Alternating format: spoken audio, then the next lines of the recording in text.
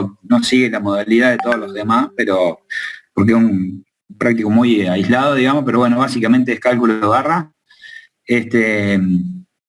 Es cortito. La idea de este trabajo práctico es que ustedes se interioricen en el mercado y traten de averiguar precios y esas cosas, porque en este caso nosotros no les damos ningún catálogo ni nada por el estilo, lo van a tener que buscar ustedes. Catálogo y precio de mercado o algo por el estilo. Como introducción, básicamente, ¿a qué le llamamos barras? Ya todos saben, estamos hablando de las barras de una estación transformadora, y normalmente, ¿qué podemos utilizar? O barras tubulares o cables, básicamente. Es lo que normalmente más se utiliza. Entonces decimos la denominación genérica de barras y cables, individualiza las barras propiamente dichas, que son los conductores de derivación, es decir, de barra de equipo, y los de conexión entre equipo y línea. Forman parte esencial del circuito de potencia y su dimensionamiento depende del esquema, el dimensionamiento mecánico y la verificación térmica. Algo muy importante en el trabajo práctico es la parte térmica. Ustedes imagínense de que transmitiendo una misma corriente,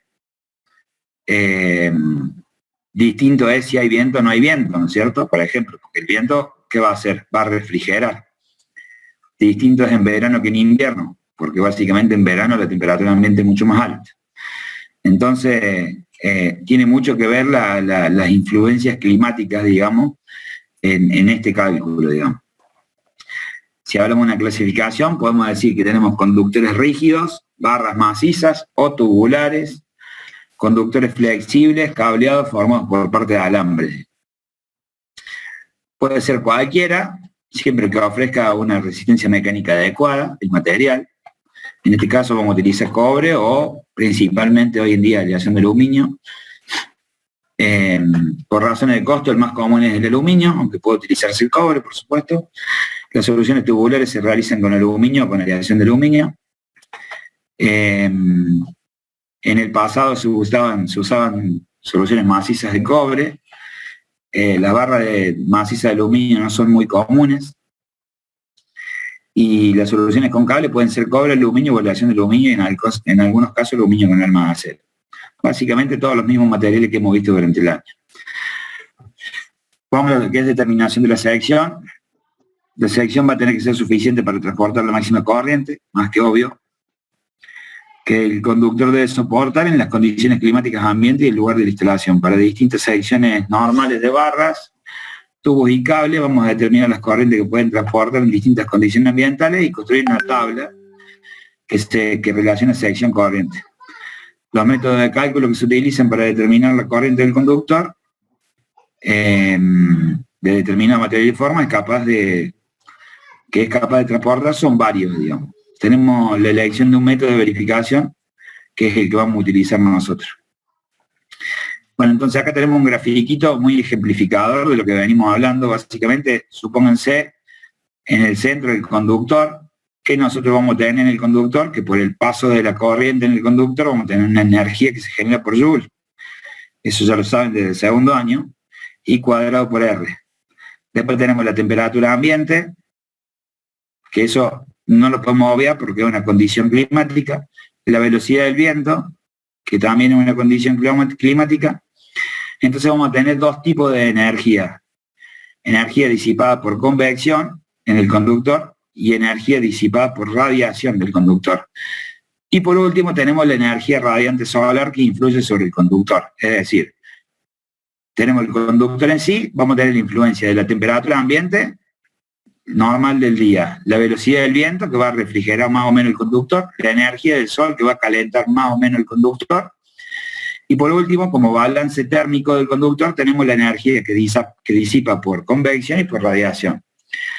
Básicamente esto se encuadra en la fórmula de Joule y Frink, que básicamente es una ecuación empírica que dice que es 95,5 por el delta T, por la raíz cuadrada de la presión atmosférica, por la velocidad del viento, dividido en la suma de la temperatura ambiente más el delta T que nosotros tenemos dividido 2 elevado a 0,125 por D, que es el diámetro, por la raíz cuadrada de D, que es el diámetro del conductor. Si nosotros, ese sería el calor disipado por convección, W sub C. W sub R, otra fórmula similar a la anterior, que básicamente es 57.000 por E, que es la emisividad del conductor. Acá estamos en el calor disipado por radiación, ¿no es cierto? Por el producto de la temperatura ambiente más el delta T dividido 1000 menos la temperatura ambiente dividido 1000, todo elevado a la cuarta potencia.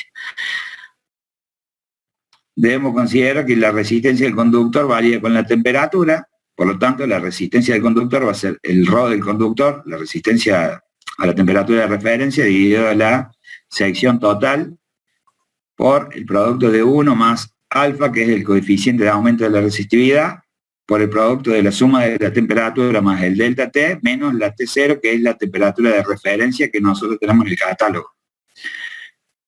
La corriente admisible, básicamente, va a estar determinada por pi, por el diámetro del conductor, por el producto de la suma de las dos radiaciones que venimos hablando, de convección y radiación, dividido la resistencia del conductor a temperatura de régimen.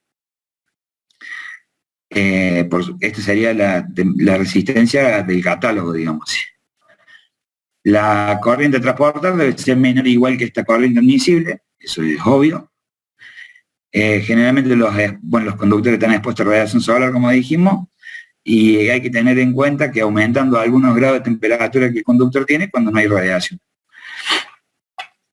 Entonces pasamos a los ejercicios, digamos. Nosotros tenemos, imagínense este circuito de potencia, donde nosotros tenemos una barra de 132, donde tenemos dos transformadores que aportan 437 amperes cada uno a la barra.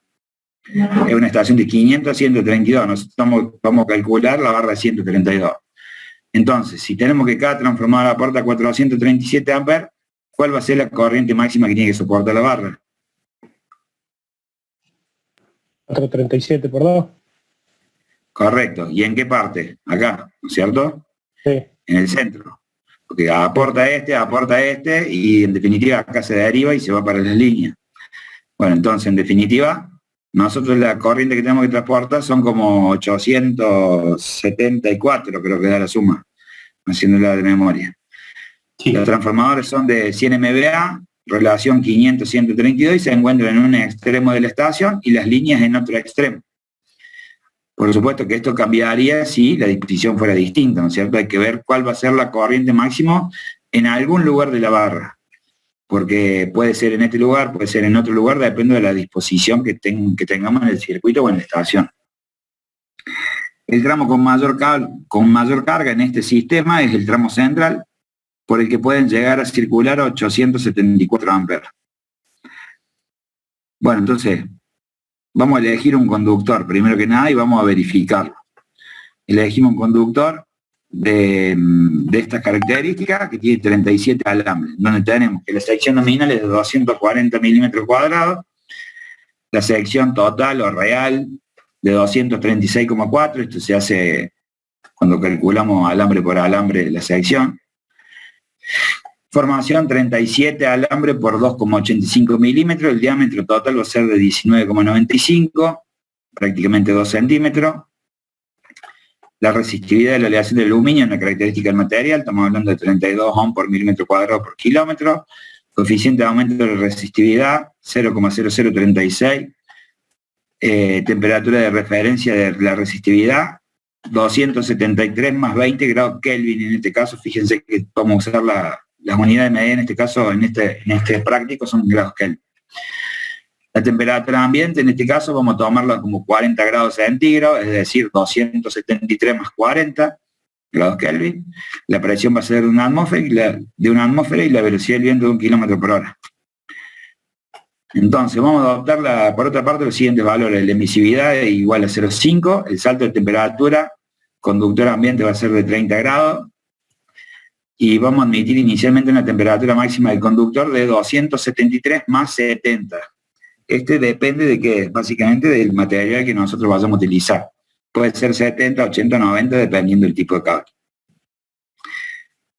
Con las expresiones propuestas vamos a determinar el calor disipado por convección y por radiación. Acá básicamente no vale la pena hablar mucho, es reemplazar números, no tiene ninguna ciencia más que eso, nos da que el WC va a ser 310 vatios sobre metro cuadrado y el W sub R 120 vatios sobre metro cuadrado.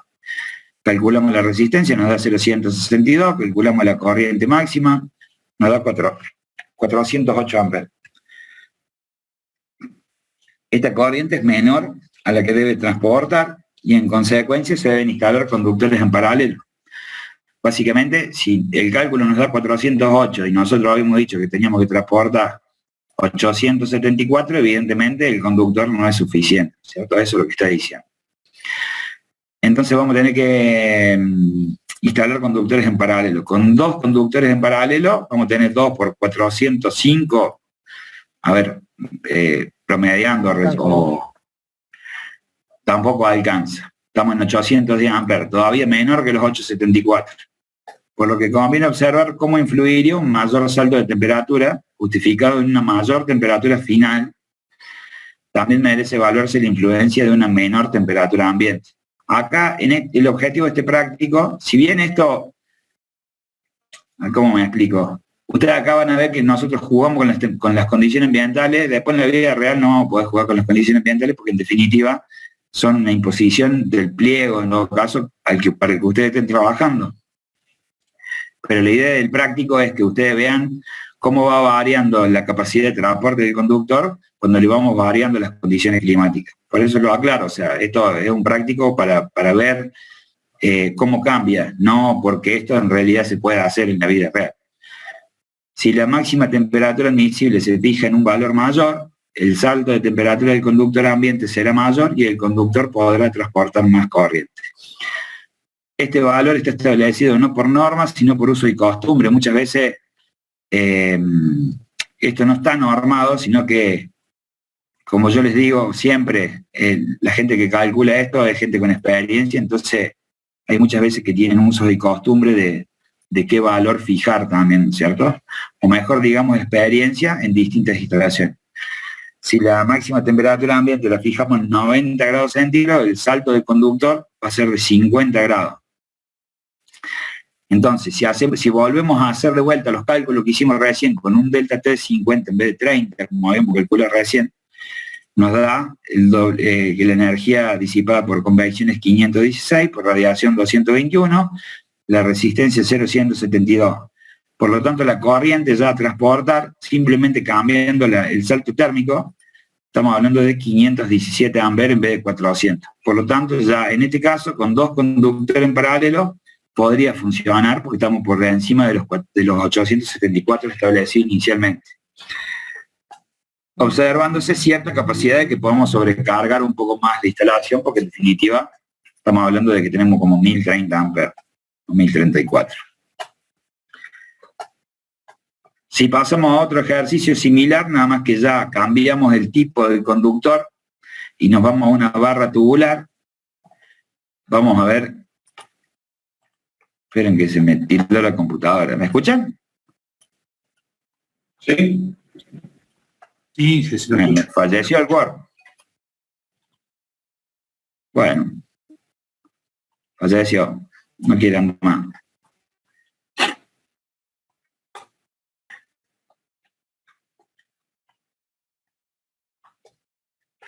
Un segundito, voy a tener que destildarlo.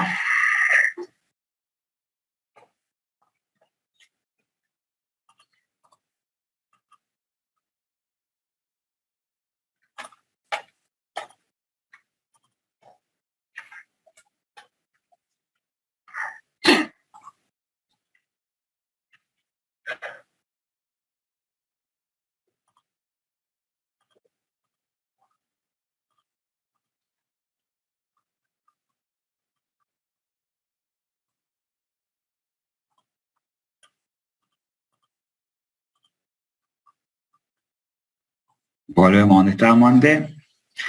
Estamos en el caso de una barra tubular.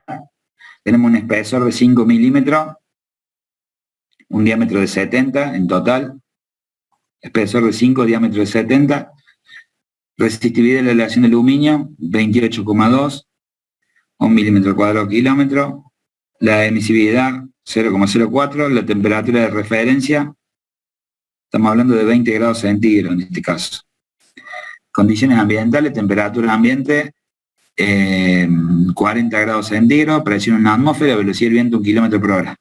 Por otra parte, tiramos de vuelta los mismos datos que antes, emisividad 0,5, salto de temperatura 30, volvemos de vuelta a los 30, y admitimos inicialmente una temperatura máxima del conductor 70, igual que el primer ejemplo. Volvemos a calcular de vuelta, en este caso nos da 165 y 120, la resistencia es 0,033 y la corriente máxima 1379 amperes. En este caso vemos que con una simple barra tubular, el problema que teníamos de los 874 amperes queda resuelto. Bueno, entonces ahora vamos a empezar a jugar con las condiciones climáticas para que vean cómo cambia. Otras condiciones. Las condiciones climáticas planteadas no son constantes a lo largo del periodo de un día, también son variables a lo largo del año. El planteo realizado fue en condiciones supuestamente más desfavorables de temperatura máxima y viento mínimo. La capacidad de transporte con menor temperatura ambiente e igual temperatura máxima resulta todavía mayor. Obvio, ¿no es cierto? Si nosotros tenemos una menor temperatura ambiente, vamos a tener un salto térmico más grande. Proponemos analizar la influencia de la reducción de la temperatura ambiente manteniendo la temperatura máxima. Entonces, vamos a tener un salto de temperatura de conductor ambiente de 50 grados, seguimos manteniendo la temperatura de referencia en 20 y volvemos a calcular de vuelta. Calculamos el WC, el WR, la resistencia y la corriente máxima, fíjense cómo aumenta. 1758 amperes cambiando simplemente las condiciones climáticas. Tenemos podemos apreciar un aumento de la corriente admisible del 20% prácticamente. Ahora, si analizamos la influencia del viento, en vez de 1 km por hora y le ponemos 4 km por hora, manteniendo las otras condiciones, vamos a tener una velocidad del viento de 4 km por hora, el salto de temperatura de conductor ambiente de 20 grados. Bueno, y volvemos a calcular de vuelta los mismos valores y vamos a ver que tenemos una corriente máxima de 1678 amperes. Por lo tanto, un aumento del 17% solamente con 3 km por hora más de viento. O sea que ven el efecto de cómo el viento refrigera el conductor. Básicamente eso es lo que queríamos que vieran en este práctico. Este es muy simple, en donde podemos ver cómo variando las condiciones climáticas van variando la capacidad de transporte de corriente. Entonces tienen el primer ejercicio para resolver ustedes. ¿Qué dice? Básicamente la barra de una estación eléctrica debe estar dimensionada para transportar 1000 amperes. Hay que proponer las condiciones ambientales, proponer la sección, analizar distintos materiales, cobre, aluminio, aleación de aluminio, aluminio con alma de acero, y distintas configuraciones del conductor, ya sea haz de cable, tubos, etcétera. Extraer conclusiones, comparar pesos, costos y eventualmente considerar el precio del mercado por kilo de metal bruto. Básicamente lo pueden buscar en Google, cuánto vale un kilo de cobre, esos son datos de metal bruto, lo pueden sacar directamente de Google. Ese es el primer ejercicio. Básicamente ustedes tienen que proponer algo para transportar 1000 amperes y es libre elección, o sea, en este caso es distinto de los otros prácticos, por eso la única condición es transportar los 1000 amperes, todo el resto lo inventan ustedes a criterio de ustedes y van proponiendo distintas soluciones. Una segunda parte de este práctico, son 3 partes, es la verificación del campo eléctrico de una barra. Básicamente tenemos el conductor cilíndrico sometido a una alta tensión, presenta, como ustedes ya saben, un campo eléctrico superficial que puede determinarse. Nosotros lo que vamos a buscar acá es calcular el campo eléctrico, nada más que eso. El campo eléctrico superficial depende de las condiciones locales de superficie, rigurosidad, presencia de suciedad, gotas de agua, etc. Es directamente proporcional a la tensión, eso ya todos lo saben. Básicamente, mientras nosotros aumentamos el nivel de tensión, el campo eléctrico alrededor del conductor es más alto. Y en consecuencia muchas veces se fija el valor de la tensión crítica como límite admisible, que está en el orden de los 16 a 19 kV eficaces por centímetro. Y excepcionalmente 21 kV eficaces por centímetro. Este cálculo es simplemente para que lo vean cómo se hace, nada más, porque la verdad no tiene mucho sentido, pero bueno, es otra parte del práctico. Determinación del campo, vamos a utilizar esta ecuación en donde tenemos que el campo eléctrico va a ser igual a la tensión eficaz máxima de servicio de fase por el radio del conductor, por el logaritmo natural de la distancia media geométrica dividido el radio. Esto ya lo conocen de sistema de potencia porque lo estuvieron viendo este año esta ecuación, ¿no es cierto?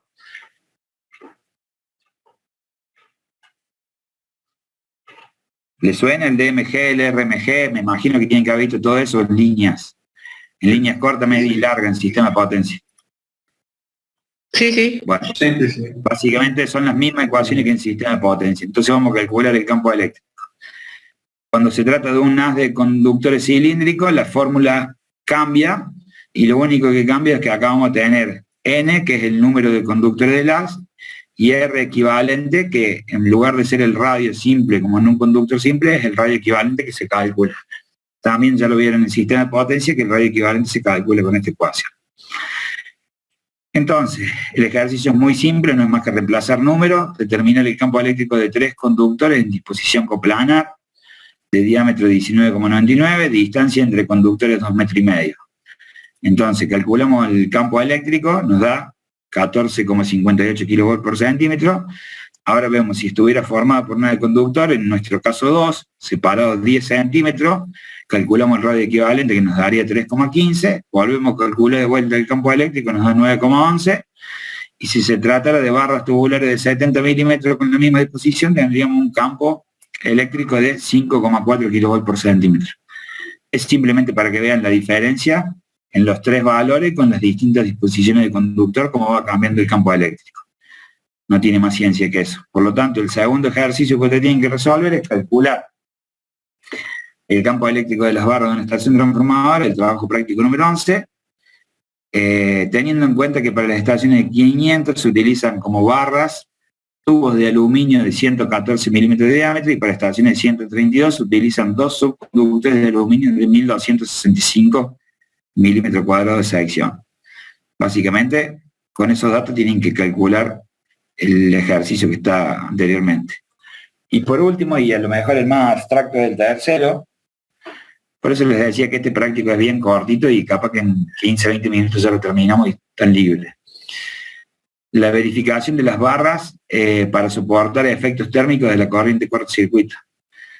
A ver, básicamente cuando nosotros tenemos un cortocircuito sabemos que las barras sufren efectos térmicos y electrodinámicos también, ¿no es cierto? Por eso se acuerdan cuando vieron la parte de estaciones, que las barras no son rígidas, sino que en los extremos los interruptores tienen un dispositivo para soportar esfuerzos mecánicos, digamos, que se pueden provocar al haber una corriente cortocircuito. Entonces, la barra y los equipos de las subestaciones se encuentran solicitados térmicamente cuando se producen cortocircuitos. Por lo tanto, es necesario realizar verificaciones para asegurarnos que las barras y las conexiones son capaces de soportar estos efectos. La solicitación térmica va a depender de la magnitud de la corriente de cortocircuito, de la forma de variación del tiempo y de la duración del cortocircuito. Esto van a haber muchas ecuaciones muy familiares al sistema de potencia. Se define una corriente cortocircuito térmica equivalente, cuyo valor eficaz produce los mismos efectos térmicos que la corriente cortocircuito real, la cual puede poseer una componente corriente continua, como también lo vieron en cortocircuito en sistema de potencia. Entonces tenemos la corriente térmica equivalente, ITH, va a ser igual a la corriente subtransitoria, la corriente corto subtransitoria, raíz cuadrada de M más N, que son dos coeficientes que salen de estos dos hermosos gráficos. De acá sale el M y de acá sale el N. En donde tenemos que en el M tenemos una ecuación que está en función de la frecuencia, y en el caso del N, en función del IK sobre el IK, del IK prima sobre el IK, digamos, de la subtransitoria sobre la transitoria. Los fabricantes del equipamiento suministran como dato la corriente térmica de corta duración para un determinado tiempo, TKR, que es el tiempo del corto. Este es el valor eficaz de la corriente que soporta el equipo durante un determinado tiempo.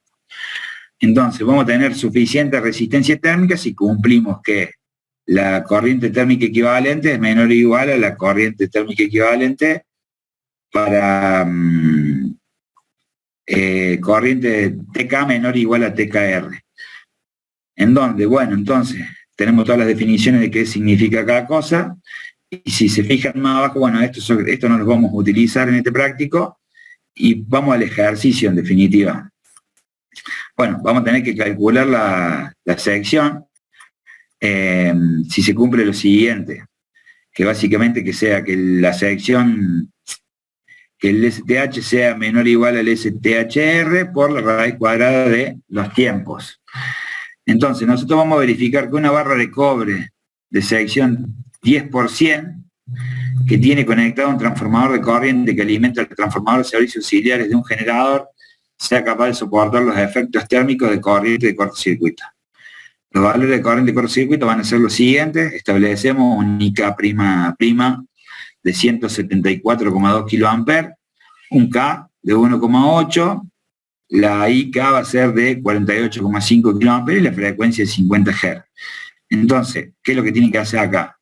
Para un K de 1,8 tenemos que buscar el M en la tabla, y para el IK sobre el IK prima sobre el IK, que es 3,6, resulta un N de 0,37. Estos dos valores hay que buscarlos en la tabla. Vamos con el primero. IK 1,8, M igual a 0,04, dice. Y acá es donde ustedes van a decir, sos mago. Pues básicamente, si ustedes se fijan en la curva, buscamos el 1,8 para una frecuencia de 50 Hz y estamos en este punto. ¿Y cuánto es el valor? Si lo llevan al eje de abscisa. De ordenada, perdón. 0,037, dice el práctico. Bueno, podríamos haber puesto 0,040, 0,050, lo que ustedes consideren, porque en realidad es ilegible. Este gráfico, para poder hacer bien el práctico, el día que les toque hacerlo, tienen que tener una hoja milimetrada para poder ver bien el valor de la constante elegir. En este caso, como es didáctico a modo práctico, con esto es suficiente, que ustedes cuando determinen el valor para el ejercicio de ustedes, nadie les va a discutir si eligen 0,37, 0,38, 0,36, 0,35. ¿Estamos? Pero básicamente esa es la forma. Buscamos la curva del 1,8, nos vamos a la frecuencia que nos establece, que son 50 Hz, y buscamos el valor. En este caso elegimos 0,037. Para acá 1,8, perdón, 0,04 habíamos elegido, pero bueno, en definitiva está bien, porque fíjense que estamos en 0,2 acá, 0,1 sería acá, 0,04 acá abajo, ese valor. Y después, el segundo gráfico, tenemos que es para IK prima sobre IK 3,6, resulta N 0,37. Nos vamos al otro gráfico, dije 3,6, fíjense que incluso no tenemos una curva de 3,6. La curva de 3,6, si se la imaginan, estaría entre la del 3,3 y la del 4. ¿No es cierto? Entonces, si nos posicionamos, por ejemplo, en la curva de 3,3, que es una de las más próximas que tenemos, y nos vamos a un TK de 1 segundo, estamos hablando de 3,3, si nos vamos al eje, estamos hablando de 0,40 y pico. Y como esto en realidad dijimos que era 3,6 y la curva estaría por acá al medio, elige 0,037. ¿Me explico? ¿Cómo elige el valor? ¿Lo entendieron? Porque básicamente el práctico se trata de ver esos dos gráficos, no tiene más ciencia que eso. ¿Lo vieron más o menos cómo es o no? Sí. Sí, Bien. Bueno, entonces una vez que elegimos el valor de M y el valor de N, que de eso se trata, calculamos y reemplazamos número y vamos a tener que la corriente va a ser de 112 kA. De acuerdo al fabricante de trafo de corriente, la corriente soportada de corta duración es de 125 kA para un tiempo de 1 segundo, por lo que el instrumento de medida tiene la suficiente resistencia térmica. La sección de la barra de alimentación es de 1000 mm², por lo tanto la densidad de corriente va a ser los 112 kA que calculamos dividido de los 1000 mm², nos da 112 amperes por milímetro². La densidad de corriente de corta duración, de acuerdo a la figura 13, para una temperatura inicial θB de 80 grados y para una temperatura final θE 200 grados, va a ser igual a 125 amperes por milímetro². Por lo tanto, la barra tiene la suficiente capacidad térmica. El θB de 80 y el θE de 200 seguramente salen de este gráfico. Déjenme revisarlo porque esta parte no la vi. Recién llego a mi casa. Fíjense que relación entre el valor asignado de densidad de corriente soportada de corta duración para tiempo de 1 segundo y la temperatura del conductor. Y tenemos que la curva A, o mejor dicho, el gráfico A de acá arriba es para líneas de cobre y las líneas discontinuas son para acero de, ¿qué dice? Acero de baja aleación, Y en el caso del gráfico B, que es el de acá abajo, tenemos que para conductor de aluminio, aleación de aluminio y aluminio reforzado con acero. Entonces, si tratamos de interpretarlo, lo vamos a hacer en vivo porque no lo vi a esto. Si dice que tenemos, de acuerdo a la figura 13, una temperatura tita B a 80 grados y una temperatura final tita E de 200 grados igual a 125 amperes por milímetro cuadrado. Y estamos hablando de qué material dijimos que era la barra, en nuestro caso una barra de cobre, por lo tanto tenemos que usar el gráfico de arriba, primero que nada, y dijimos un tita B de 80 y tita E de 200. Tita B de 80, tita B de 200, y nos da un valor de 130, diría yo más o menos, no sé cuánto elegimos en el práctico, 125. Bueno, esa es básicamente la forma de utilizar ese gráfico, donde tienen que entrar con las distintas titas y obtener el valor de la STHR. Muchachos, eso es todo lo que hay que hacer en este práctico, es simplemente reemplazar números, no tiene más ciencia que eso. Y el ejercicio para ustedes, se supone en una estación, la ET de Santiago del Estero de 500-132, la cual posee una potencia de cortocircuito de 35 GVA en barra, de 500 y 7,5 GVA en 132. Las barras de 500 se encuentran materializadas mediante caño de aluminio de 114 milímetros, barra 97, y las barras de 132 por dos conductores de aleación de aluminio de 1265. La separación va a ser de 8 metros y en el caso de la de 132 de 3 metros, la distancia entre los dos subconductores de barra es de 200 milímetros. Los parámetros para el cálculo de la corriente térmica equivalente van a ser K1.4 y K'' 1,5. Que ustedes lo que van a tener que hacer es la primera parte del ejercicio solamente, ni siquiera los tita, en donde van a verificar las barras para soportar los esfuerzos térmicos de las corrientes de cortocircuito y calcular el máximo valor del campo eléctrico en la superficie de las barras. Calcular el valor del máximo campo eléctrico es lo que vimos en la segunda parte del práctico. Y bueno, muchachos, eso es todo. La verdad, este práctico es más de relleno que otra cosa. Es el menos importante, diría yo, en todos los que vimos en el año. Y básicamente como para que tengan una referencia de cómo varía el conductor de acuerdo a distintas condiciones climáticas y que sepan más o menos calcular un campo eléctrico, y no más que eso, digamos, o sea, no tiene más ciencia que eso. Incluso de este práctico en el parcial no entra nada, así que descártenlo para el parcial porque no le vamos a preguntar nada con respecto a este práctico. El parcial va a estar más enfocado en lo que es esquema unifilar, planta y corte, descargadores y puesta a tierra. Así que bueno, la verdad hoy una clase cortita. Si tienen dudas, veremos otra cosa, yo no tengo problema. Si no, los dejo libres para que se pongan a estudiar y ya saben la fecha. Habíamos coordinado que la semana que viene entregaban el de puesta a tierra que vimos a la primera, después la siguiente el de descargadores y la siguiente quedaría este. Y la semana que viene sería la semana que tenemos en el medio para lo que es consulta. Si alguien tiene que hacer consulta, avisa en el grupo y nos unimos yo y el Nico. O bien, si nadie tiene consulta, directamente nos vemos el tren del parcial, segundo. Así que, bueno, los escucho. Si tienen alguna duda lo vemos y si no, nos vemos la semana que viene si hay gente y si no, directamente en el parcial.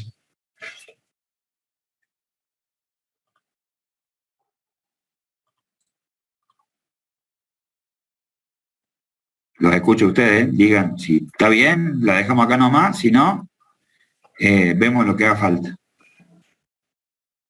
Yo por lo pronto no tengo ninguna consulta. Bueno, perfecto. Bueno, entonces hoy quedan libres, mañana van a tener con Pablo, supongo ya una de las casi últimas clases también con él, porque entiendo que el parcial de Pablo se toma más o menos la misma fecha que yo. No me acuerdo qué fecha puse en el grupo. El 2. Día antes, sí. Un día antes, bien. Así que, bueno, cualquier consulta estamos a disposición, tienen todos los medios de comunicación abiertos y avisen, por favor, la semana que viene. Si nadie avisa nada, es porque suponemos de que nadie tiene ninguna pregunta ni nada por el estilo y directamente ni me uno a la clase. Les aviso con tiempo para que ustedes me avisen con tiempo a mí si me tengo que unir o no.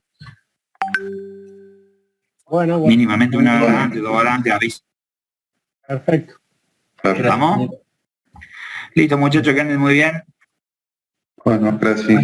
Estamos viendo que anden bien. Buenas Chao, hasta luego. Buenas noches.